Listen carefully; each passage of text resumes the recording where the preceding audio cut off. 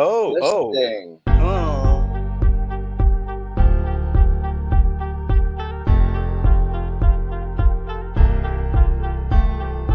I'm wondering if this can be less than 30 seconds in the future. Maybe 15. There's 15. That seems reasonable.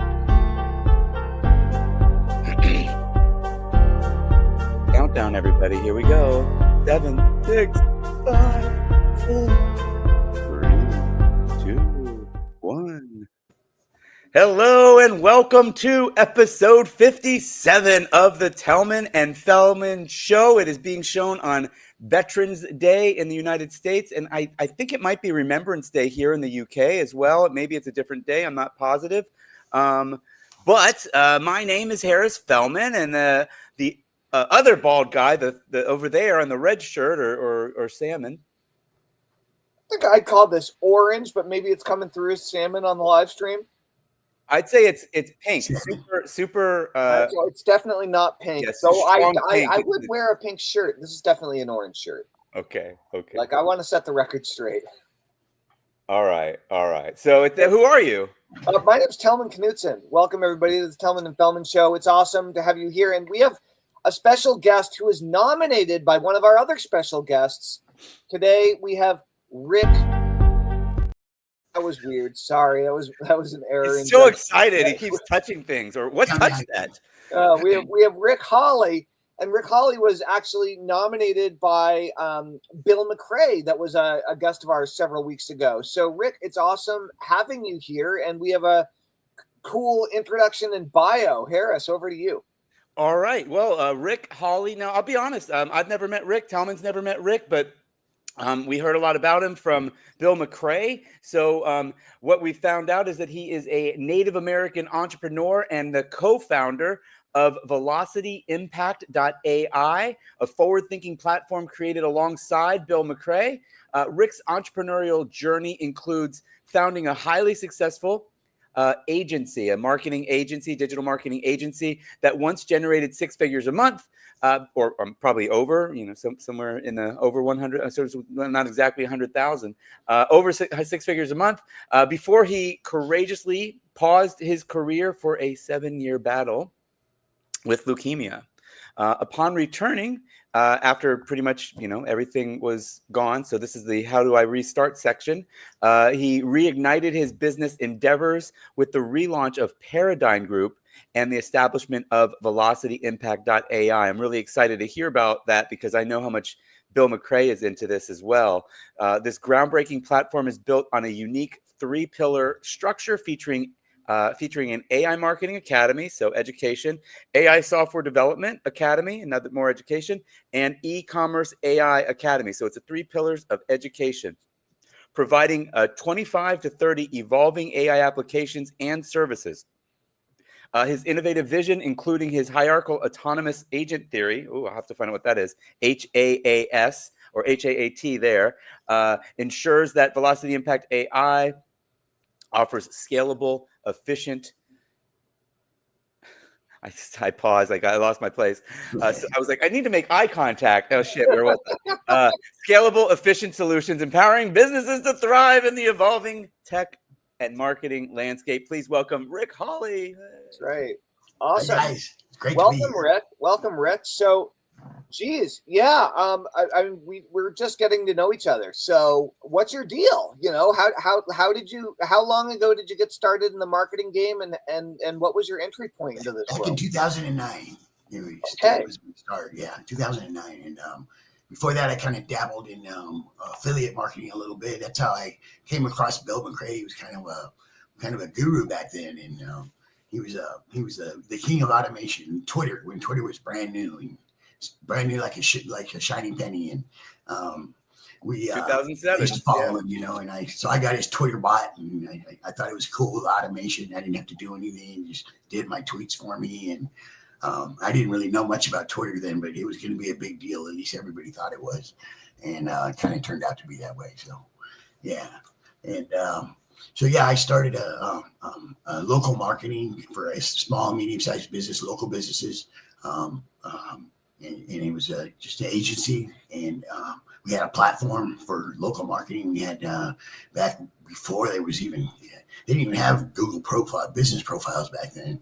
They didn't have Google Maps. They didn't have any of that. It was just mainly it was internet marketing at its rawest back then. It was its rawest form, and it was there was a lot of networking that was done, and we'd do events and at the local in Southern California.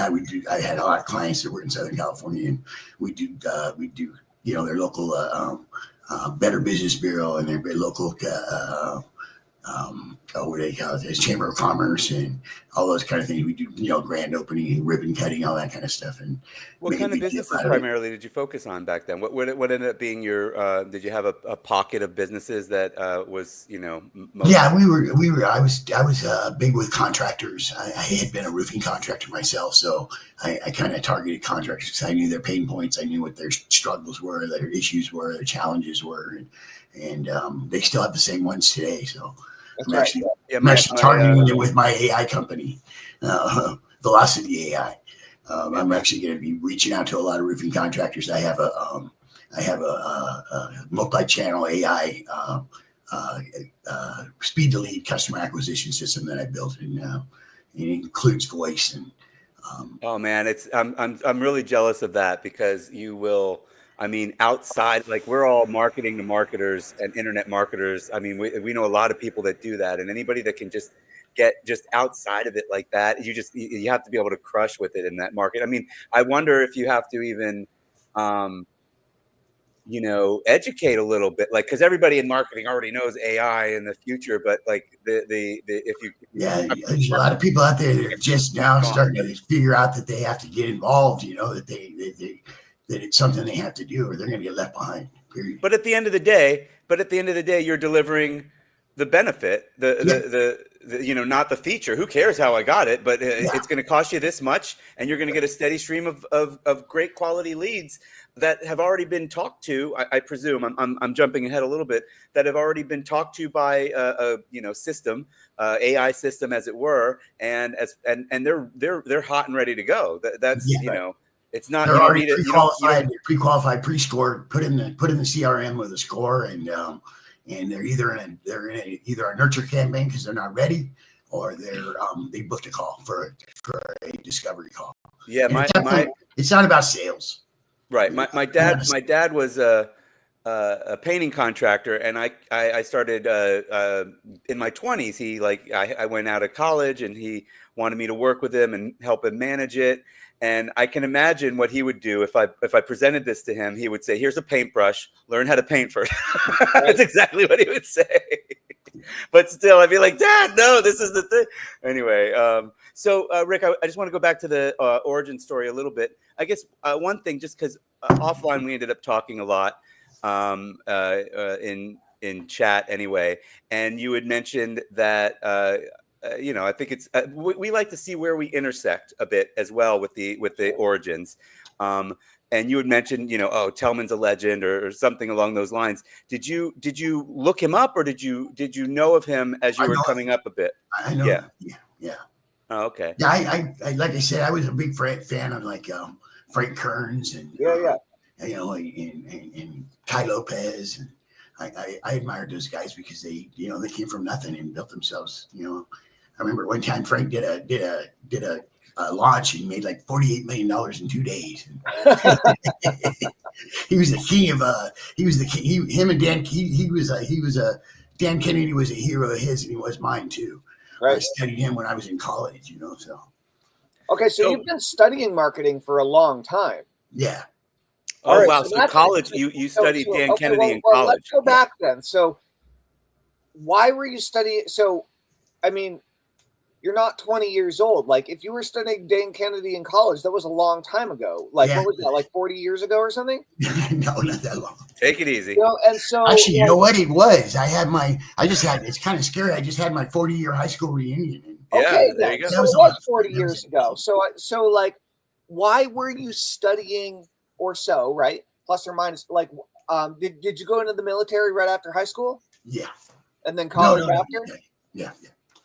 Wait, college first or military first? Military. Yeah, yeah. So okay, so you were in your 20s when you were in college, and so like, well, how long were you in the military for? 10 years. How many? 10 years. 10. Oh, So more like his oh, 30s. geez. Okay, cool. So you came out of the military, and you went to college. You had help with what?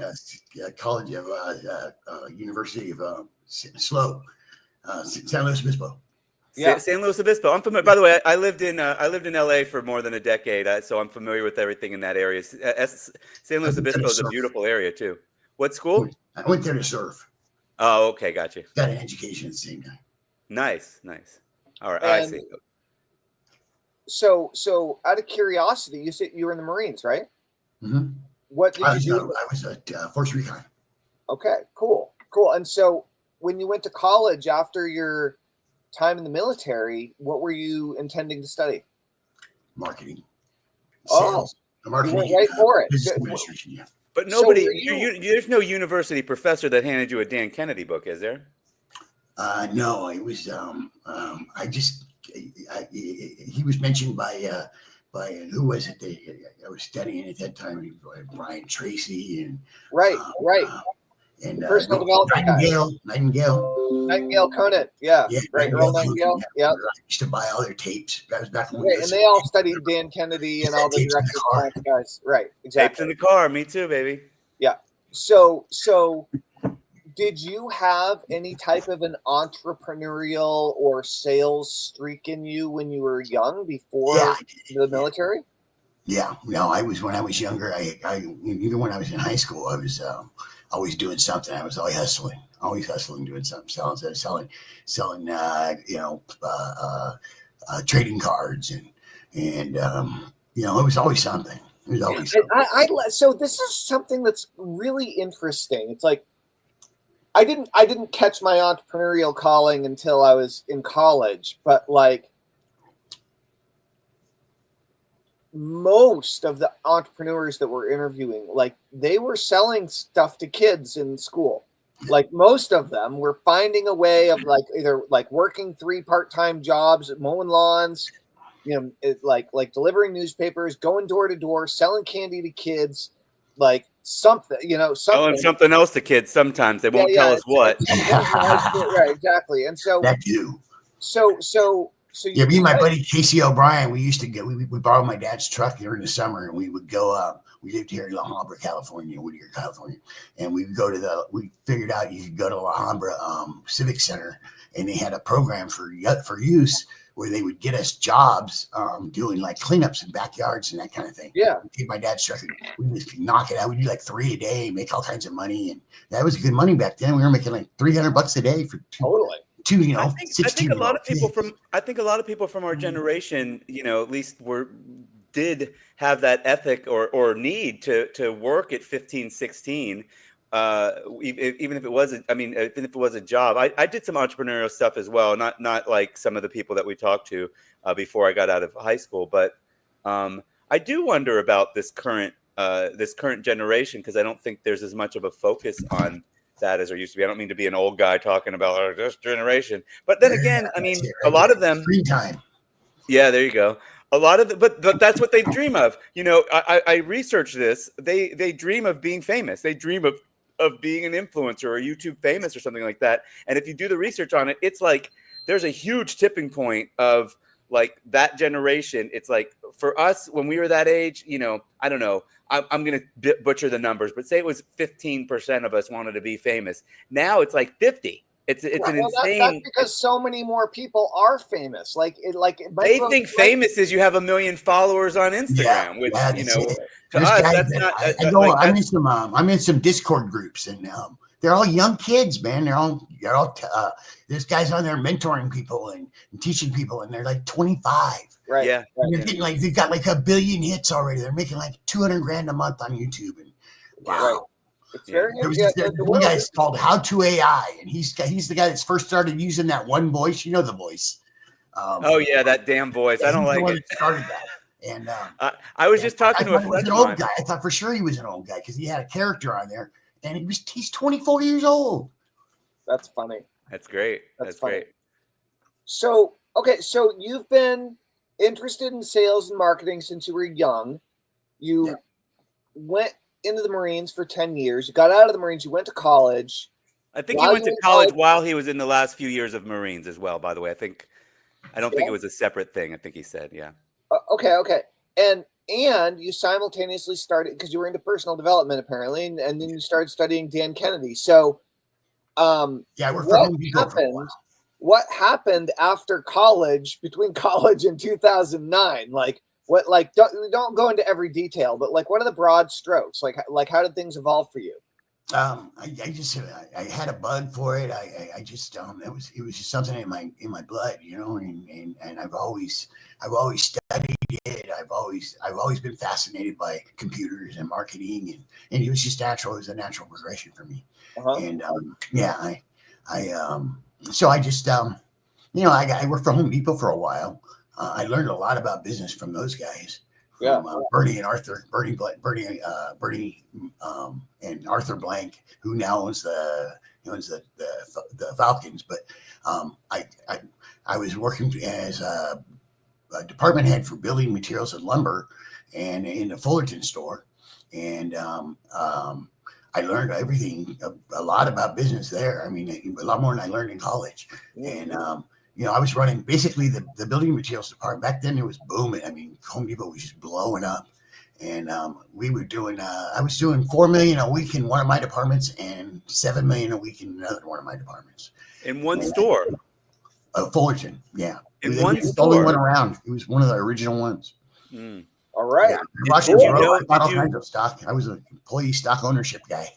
Did the owners, Bernie and what did you say? Bernie Marcus and Arthur Blank, yeah.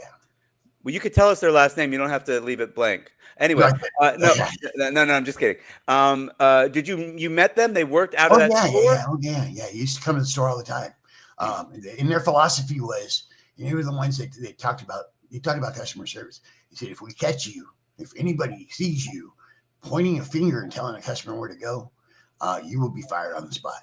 Yeah, you'll be fired on the spot. You have to walk them there. You walk them to wherever they're going. You help them, or you hand them off to an employee. I'm annoyed by that at my local grocery store. I live in the UK, and they do it at the grocery store. No, they do it though. They walk me to it, and I'm like, just tell me about where it is. It's fine. You don't have to stop. I feel bad. They're packing their Amazon fresh bags, and I'm like, do you know where the such and such, whatever is? And they're like, oh yeah, let me walk you there. I'm like, no, it's okay. But it's really, and I hear it's got a bit lost after the pandemic at a lot of places where customer service has kind of gone down, and that's a shame, because I'll tell you what, I mean, as a world traveler, this is something that the U.S. absolutely has on the rest of the world, or had. I hope they still have it. It's gone away, really. It's not as good as it used to be. Home Depot, even you go there, it's like we used to make fun of Home Base because we put them out of business, right? When I worked for Home Depot, that was our goal. Yeah, because you'd go there and it'd be like a ghost town, there'd be like nobody there, no employees to help them. I had 16 guys in each one of my departments. Now I think they might have 2 in each department. Right. There was orange aprons everywhere, and their philosophy was they had actually figured out that the average customer at Home Depot, if they're a young couple that just got married and bought a house, it was worth over $100,000 to $120,000 to Home Depot. Yeah, over their lifetime. So they said, don't piss them off over them returning a door that they might have bought at Home Base. Just take it back. Don't piss them off. Wow. Right. It's not worth losing $120,000. And that kind of stuck with me. Yeah, and, lifetime value. That's kind of been my mantra has always been my clients are my family, and I look out for them no matter what, and I don't tell them no, and it's that simple, And they're not always right though. No, they're not. Sometimes we got to tell them, hey, listen, you're my family, but let me tell you, that's not right. Well, it's not about who's right. That's the thing. Yeah. It doesn't matter who's right. like it definitely doesn't matter if you're right. Well, and that's the thing is we got all these, we can get caught up in the technical stuff, and it's been my philosophy that, you know what? I'm not here to wow you with all my technical knowledge that I can talk about, conversions and automations, process automation and workflow automation. And I can tell you about this and how we, program the AI, and we're going to use neural linguistic persuasion in their RAG knowledge base so that they know how to do that, and so they can close like poor Mozzie, and we don't talk about that. I don't talk about that. I do a discovery call to find out why they start their business in the first place. What was the dream? What was their motivation that they started whatever business it is, and what happened, and what's their number one seller, and what's their big rep, and then we find out, almost every one of these guys, they're grinding. They're putting in 16, 18 hours a day. Right. They're missing their kids' football games. They're missing their kids' fence recitals. They're just grinding. We've all done it. I'm doing it right now for this launch. 18-hour days right now. It's crazy. I'm going to sleep on a beach for a week when I'm done here. That's right. But it's that's where you make that connection. It's a discovery call to discover what is it about that they're missing. What is it that I can help them with, where I can leverage this technology, this amazing stuff, and maybe triple their revenue while I buy them a bunch of time, so they can maybe spend some time with their family, their wife, go out and chase that ball around the damn golf course, a good walk round, So we'll come back to that. I want to bridge the gap between you had a successful local marketing agency, and you had to sunset it for a while because you were battling leukemia, or would you say battling? Is that a word that you would use for it? Yeah, I would say that it was a war, really. Yeah. It won some battles. I won some battles, but I won the war. You won the war, right on. And how are you now? My side effects have side effects, but no, I'm good. I'm good. Well, the reason I asked, I've been cancer free for 4 years. What's that? Been cancer free for 4 years. Oh, yeah. All right. Great. That's what I'm talking about. All right. That's it, man. Way to go. So you mentioned your side effects had side effects. Some of your current use of AI helps you enhance that. You would kind of mention to me in why don't you talk about that a bit? Like, how are you benefiting from AI? We've heard this term bionic marketing, but it sounds like you're even maybe using it beyond just marketing. Yeah. I use it in a lot of ways. Yeah. I use it. I have some issues with my hands and stuff from, I don't type real fast. So I use my voice, and I just got a new phone, and it's gone. I'm sending it back today. I just bought a new one last night. The voice to text to voice is horrible on it. And I'm so used to being able to just do it, spit it out, and then it just comes out, and 90% of the time it's right. And with this one, I'm kidding. And my friends are like, "What are you saying? It looks like gibberish. What are you typing?" Yeah, there was a little bit of that on our conversation. Yeah, I know. I got to catch myself. I have to slow down and enunciate. Yeah. So, yeah. So obviously we all use it for that. So, but you're not able to type as fast as you'd like. I can type, but it's not real fast at it. Not as fast as you'd like. Yeah. Yeah, I'm like one of these guys anyway. Always have been. Yeah. Yeah. Right on. Cool. So yeah, then we can get into it. What are you primarily working on now? I know we're going to talk. It's Velocity Impact. So it's I guess it's interesting to me because you're really doing what you did before. You're serving the same local market for now, with the ability to expand beyond local, I presume. Yeah. But you're serving them in a completely different way. Like, how was it before? And because you have a really nice, because look, I had a successful business for about 10 years, and it's pretty much, and I took my eye off of the cutting of sharpening the blade for that much time, and my business took a bad turn earlier this year, and I'm like really jumping back into it. So there's a bit of night and day. When did you start noticing AI? I guess, and when did you start? When I was sick, and I had a lot of downtime. And it was something that I've always been kind of fascinated with, automation and that kind of thing. And I just thought, I'm down here. I'm down a lot. 7 years, I was just basically sitting on the couch a lot. And I just started reading and going online, and it just caught my eye. And I started studying it a little bit. And I'm not a coder. I'm still not. 90% of my coding is done by AI. Or I have a pal that does my coding for me if I need coding done. But everything's gotten to the point where it's no code or low code, or you can just ask Claude to do it, or Right.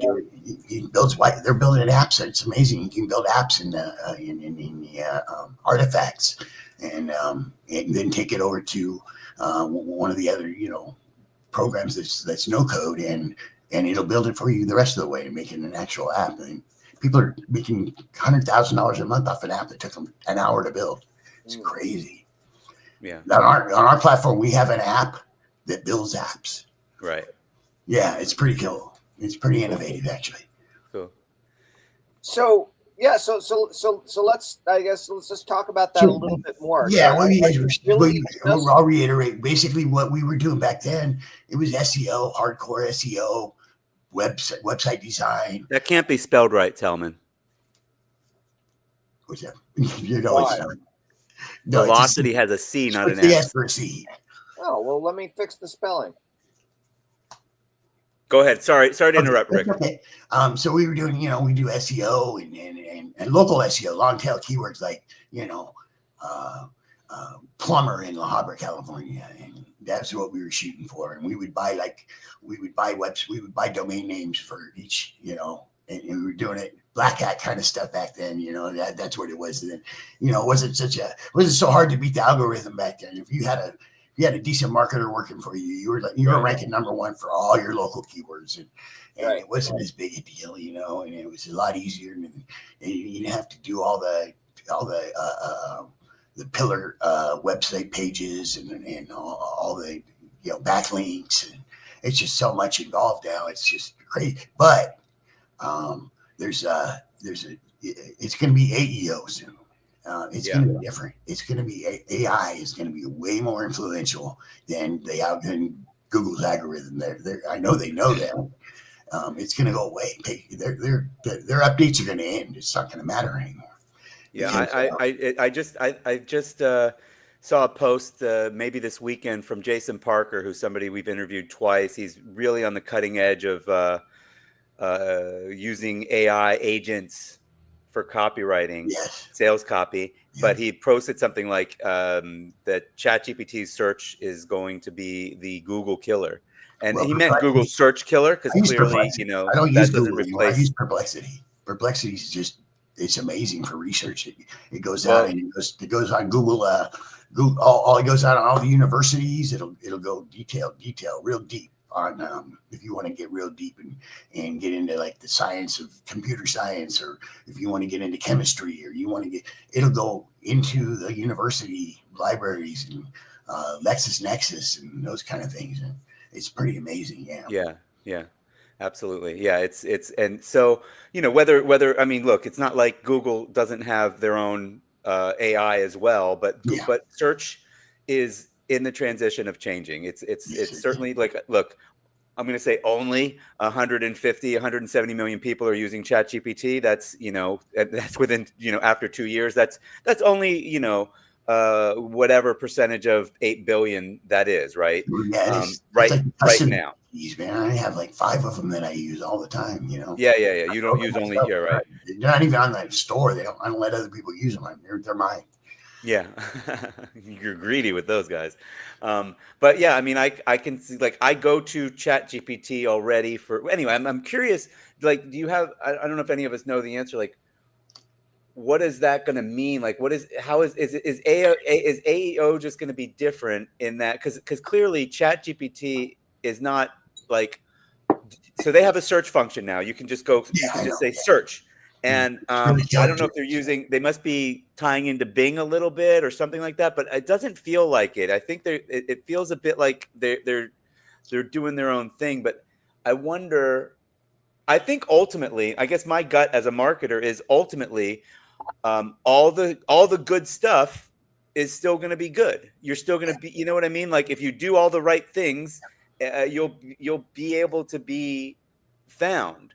And there might be some tricks that work. I've heard that it's going to be like SEO has always been kind of black science anyway. You're poking the black box. that, it's always, Yeah. nobody really knows. They just try things. And that's why you have to do all these things. If you figure out one way that it worked, like they had what were the guys that were recently, what were they called? I can't even remember. They were like just kind of beating the algorithm really bad for a while there. And I forget what it was called. Pirate SEO or what is it?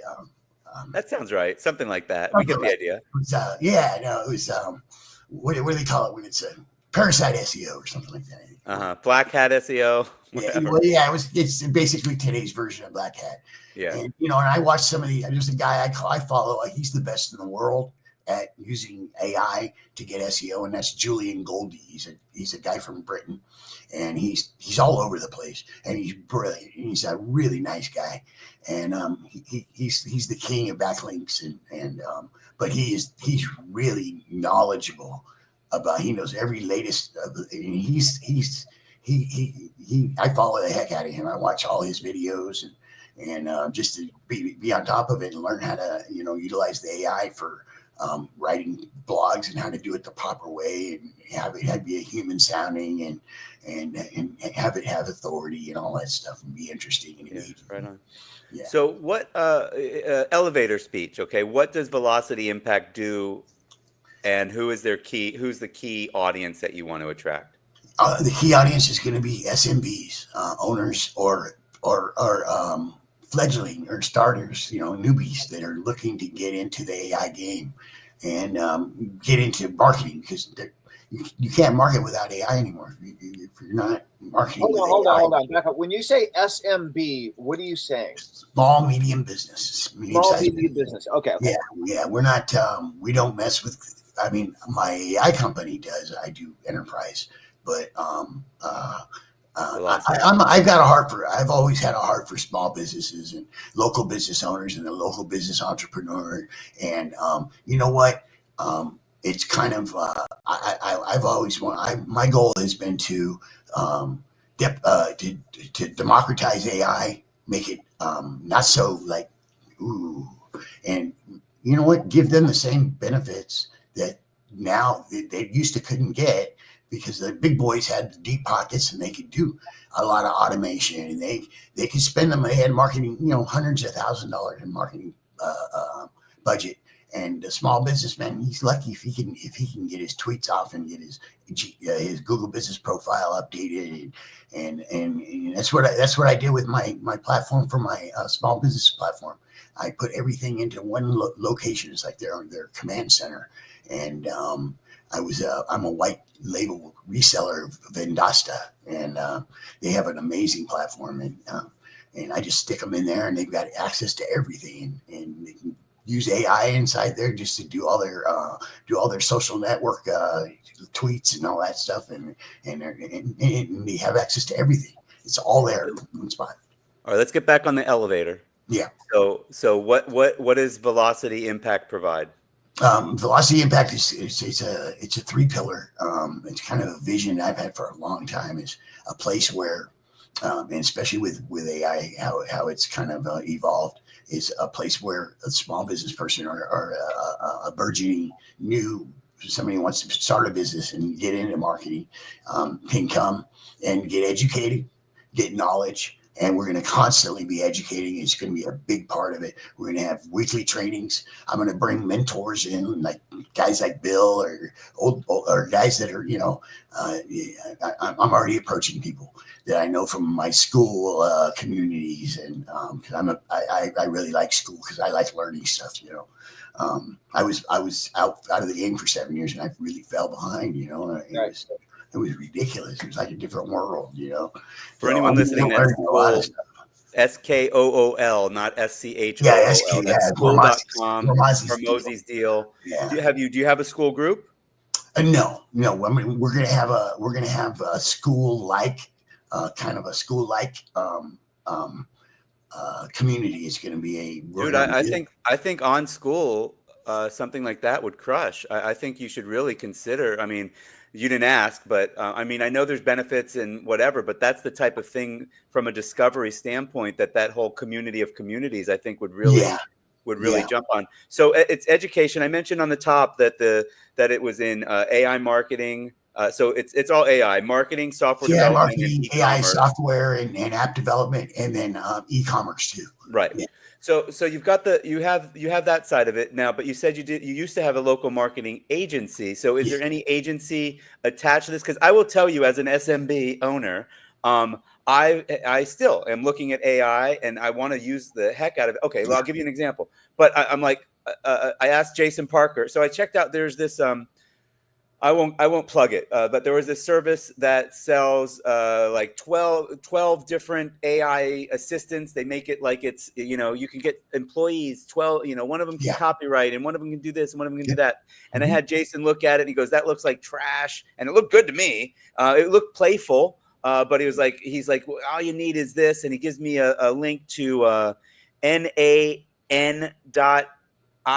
or N8N dot either IO or hold on, let me just look it up real quick because that I will There's a play. million of them out there popping up every day. It's amazing. So it's N8N.io, and this is a workflow automation tool, and it's AI, and it basically connects to, I don't know, dude, like probably 500. It integrates with like 500 different services from get response to it's probably Kajabi, whatever.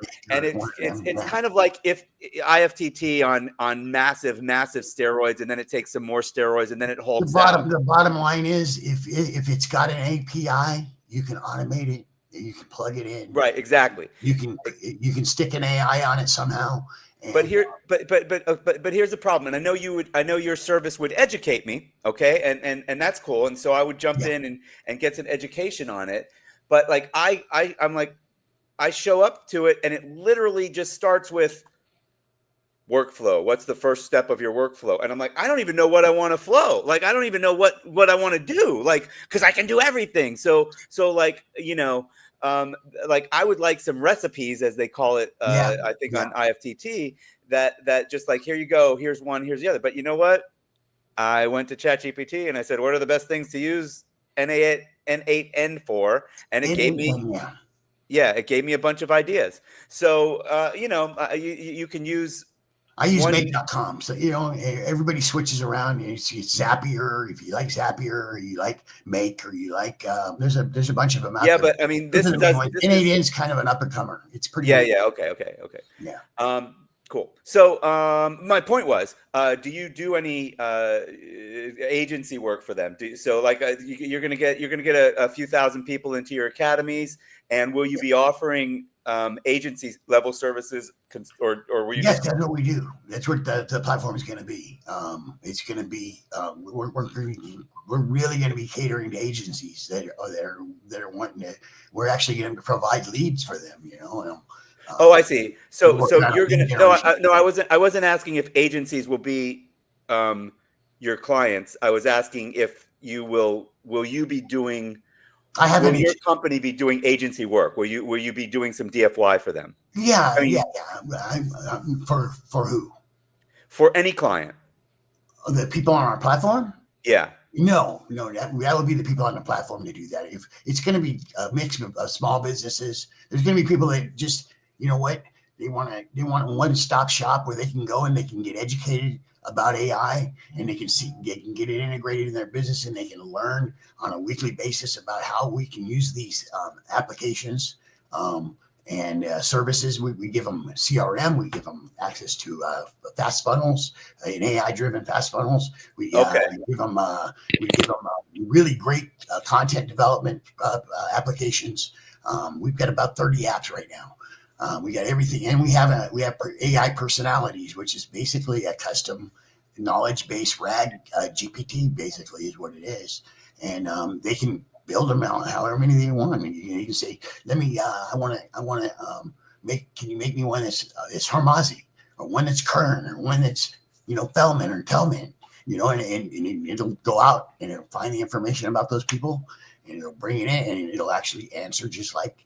It becomes one of their advisors, a business advisor or whatever.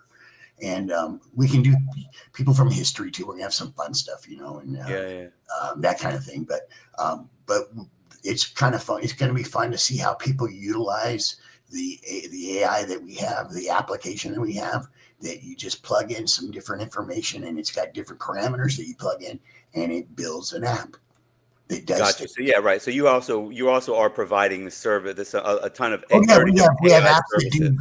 that do marketing hooks. We have Right. apps that do SEO, qualify different. I mean, we have a million things.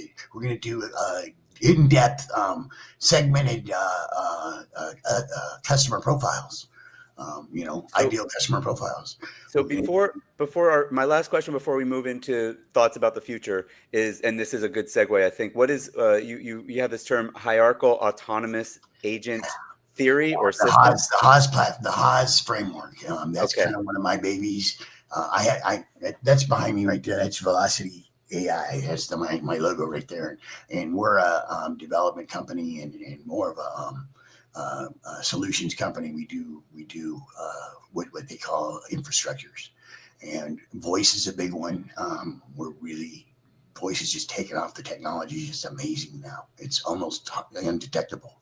So that's my thing is doing agents, swarms. That's the future. That's AGI. That's what's going to make AGI happen. What does that mean? What is a swarm? Well, basically, a swarm is a group of. It's like, okay, let's look at the way the hierarchical autonomous agent swarms works. Is at least my theory on it is. It's structured just like a company. We're going to have CTOs, we're going to have CMO, we're going to have a CEO, we're going to have vice presidents, we're going to have marketing managers, we're going to have project managers, we're going to have what I call taskers, which is kind of low level tasks that are going out and doing the mundane, so it's automated for people. And these are all AI agents. They're all AI agents. And they're going to have all these different, and they're going to all have direct reports, because the one thing you have to concentrate on with AI, and it's real, is you have to have it. Mine's going to be SOP based. There's going to be an SOP for everything. And standard operating procedure for any operating procedure. Familiar with that? Oh man, that's got me so tangled up in business too. When I first got into it, I forget who I got into it with, but who's the eMyth guy? Gerber. I went into his coaching, and then like that business ended up falling apart, and so doing the SOPs didn't matter anymore. But we do the basic SOPs with the business that lasted 10 years. But when you're small enough and you're not trying to like expand and scale, it's not necessary. But when you're dealing with AI agents, it's a necessity. And the great thing about it that's different than humans is they'll follow that SOP like they are robots. Yeah, if they stray, that's where the guardrail steps in. Yeah. You got to have guardrails in place. You got to shut it down immediately if it's stray. They'll stray. You guys have used them. They'll do some weird stuff sometimes, Totally. Yeah, I guess. What are you talking about? I just laugh sometimes. It's just amazing. Yeah, I'm like, "Are you sure?" And they're like, "Oh, you're right." Sorry. I was having ChatGPT. I just thought it's not really an image. It's got DALL-E, but it's not, and it did a great job. Set 4. It named all. I was doing icon images for my platform, and it was like 30 of them, and we were on a roll. We were doing, and then when I went to go download them, they were saved in a weird format, and they weren't named right. And I didn't even think about it. I missed 2 steps. Yeah, and I should know better. And in my prompt, and it was like we were having this conversation back and forth, talking, and I'm like, "Yeah, you're kicking butt, buddy," and it was one of my custom GPTs. So, there's definitely things that are better and not as good for like images and stuff. Like this logo up here. I mean, this is like, I don't know. I probably made 60 of them before I could get this one. It doesn't look exactly like us unless you're squinting like I am. It really doesn't look like us. It looks great. Yeah, but it looks great from here. But 90% of them they put glasses on us because I guess all bald guys guys must wear glasses or something. Like it was, but like sunglasses, like should be cool. But anyway, so it's hard to find an AI that can spell. Have you noticed that? That's right. Yeah. especially when you go to images. Yeah, It used to not be able to count. I would, but he can count now. They can count now. So basically, back to the agents, the swarms. Basically, what it does is and this is all in practice already. All of this has happened. It's happening as we speak. I know people that are doing some crazy stuff with it, and I'm going to have builders too. And so we're going to have, because I got that concept from my from a couple of guys that I follow on YouTube and I follow in school that are really experts at agent building and swarm agents. And would you mind saying, do you remember any of the school group names? Yeah, I'd have to look it up, but yeah, it's okay. Tell me offline. I'm just yeah, curious. I will. I should tell that. But there's like I said, it's going to be structured just like a company, and there'll be SOPs involved because that's what we know, And when somebody strays, when one of them strays, it'll set off alarm bells. Basically, is what it'll do, and because their direct report it might go up a couple of layers, but at some point one of them is going to shut it down and just completely basically fire them. And that's what it is. They're team members. They're going to be part of the team of a company, especially like on an enterprise level or a small business level, either one. And they'll have builders. We'll have builders, and the builder will come in and they'll evaluate what went wrong, what the mistake was. Was it in the prompting? Was it in the fine tuning? Was it in the SOP? What was it? But it will be stopped immediately so that there's no straying off of course, and there's guardrails in place, and because that's really important because you're dealing with people's data, and you got to be careful. Yeah. And there will be human intervention. There will be a human UI that they can keep an eye on things, but we're going to give them voice too. They're going to be voice agents also, and they can make phone calls. They can. But there will be the thing about I've learned with voice is we have a dialogue on every single phone call and there'll be transcription. Those will be reviewed. Yeah. And they're going to have staff meetings and they're going to talk to each other. They're not only are they going to be autonomous, but they're going to be collaborative too. They're going to have a direct report, just like any other body's going to have a boss. They're going to have a boss, and they're going to have staff meetings every day. At the end of the day, how did the project go? And their overarching goal is to build and grow that company in a successful and scale it and do everything that it needs to do for that company that we build that system for. And so those builders we've moved into stuff after that GPT is or that agent's fired or replaced and rebuilt, and instead of building one or two, you might build 600 of them. Right. That's what you can do is 600 of them out there. There's there's people now that are doing that will go and they can build a whole company in one day. Everything, infrastructure, everything, and it's crazy. Yeah. They have them out there doing autonomous tasks.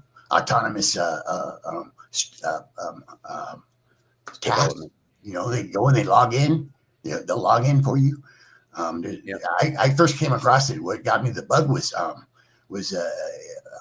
there was a guy that in Discord. There's a lot of people in Discord. Discord's kind of a neat community, but that's where I've learned a lot. 90% of my stuff is Discord, and there's guys in there that's where they run their like the LLM notebook LLM for Google.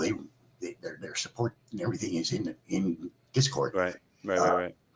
But he has an agent that he let some people.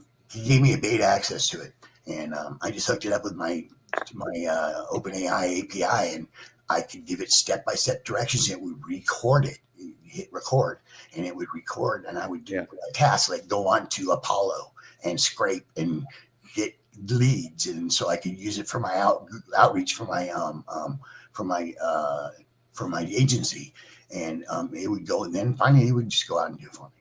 All right, so Rick, you've basically you blended all this into like what's coming in the future. There's probably near future, near future time.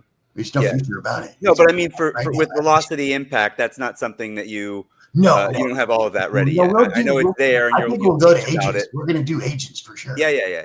Yeah. Autonomous agents, and we'll get into that. Yeah, absolutely. Yeah. So what we're over time. So I want to just kind of close it out a bit. So real quick, what challenges do you see for the next 6 months to a year with your business?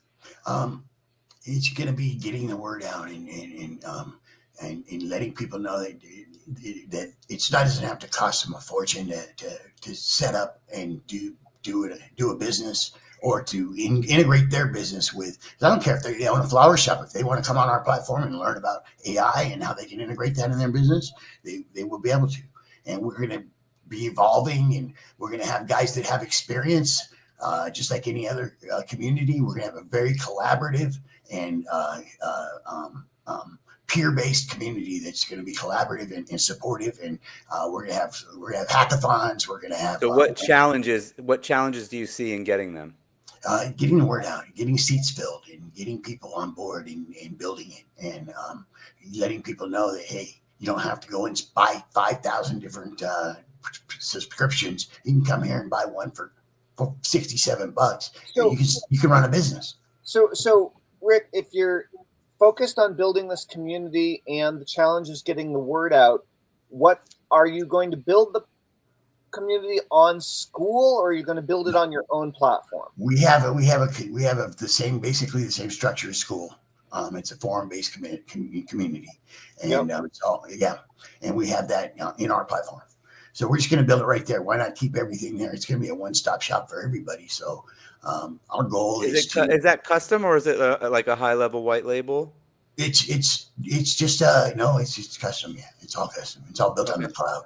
Yeah, the whole framework is, yes. Cool. So, but when you say you want to get the word out, like what's the traffic source for the business? Like, what are you guys going to do to get the word out? Like, I'm going AppSumo and Product Hunt first. Mm-hmm. So do you do launches on AppSumo and Product Hunt? Yeah. This is the goal. Yeah, I'm talking to them already. So that's one of the goals. And then I work inside at Warrior Plus. I don't know if Bill mentioned that. If you want to do a launch on Warrior Plus. Yeah, we're thinking about that. Yeah. Yeah, if you want to do a launch on Warrior Plus, it's not magic. You still you got to get some affiliate outreach, and I'll help with a little bit of affiliate outreach as well. But we're going to do some. That's another avenue for you. We're going to do some business. It's not going to be all just agency. We're going to do some biz op stuff. Bill's already got some stuff on there. Great. I know. I helped him. Yeah, and so is this primarily SaaS, or is it like a one-time payment, or what? How are you selling this? It's a SaaS. Yeah. It's a SaaS. I have a three-tier pricing structure. It's basically 37, 67, and 97, and what you'll have access to and stuff is based on that. And we have a starter plan, which is really good. I mean, it gives them access to all the education. So prices may change. It's November 11th, 2024. Anyone listening to this on any date in the future, those prices might not be the same. So, but that sounds very reasonable, right within the range of most AI SaaSes for sure. Yeah, we're gonna grandfather people that come in as early adopters and pioneers on it, and help us build this thing together, because it's gonna be membership built. I mean, it's kind of bare bones right now. We're just we're hoping we grow fast. Yeah, do you actually have my goal is 100,000 seats in a year. So right. Do you have paying users yet, or not yet? No, not yet. No, we haven't opened it up yet. We're building. Okay, got it. And we're almost done. We're putting the paint on it. Cool. So people can go check you guys out at marketing.VelocityImpact.ai. Yeah, that's a special link just for your listeners. Yeah. Awesome. Rock and roll. Well, thanks so much. $24 for life. Cool. $24 a month for life. Yeah. Great. Awesome. Well, thank you so much. Right, I think Harris had to run to the bathroom. He should be back momentarily. Yeah, we're both doing something called 75 hard right now. Are you familiar? Yeah. So we're both drinking a gallon of water a day, and what that means is sometimes the bladder fills up mid-interview here. Yeah, I'm getting a Euro lift here soon. So that's the other reason why I got to do these calls in less than an hour. My bladder with these, like I'm taking 3 of these a day. It's a gallon of water. Huh? That's right. Yeah. That's right. All right. Well, I think it's a good time to wrap it up unless there's anything else you want to add, Tellman. No, I think this was awesome. Thank you so much for joining us today. Guys. Yeah, I really had Thanks fun. for sharing with us. Thanks for sharing with us. And the link was just up. It's marketing.VelocityImpact.ai to check it out. Everything that I was about to call you Bill, that Rick's been talking about. I'm definitely going to check it out myself. Best of luck with, and also let me know how it can help either through Warrior Plus or even promoting it. I've got a small list that might be interested as well. Yeah. Anyway, thanks everybody. All right. Thanks, Rock and roll. Thank you so much. We'll Had a talk to you lot. guys soon. Thanks. All right. Bye.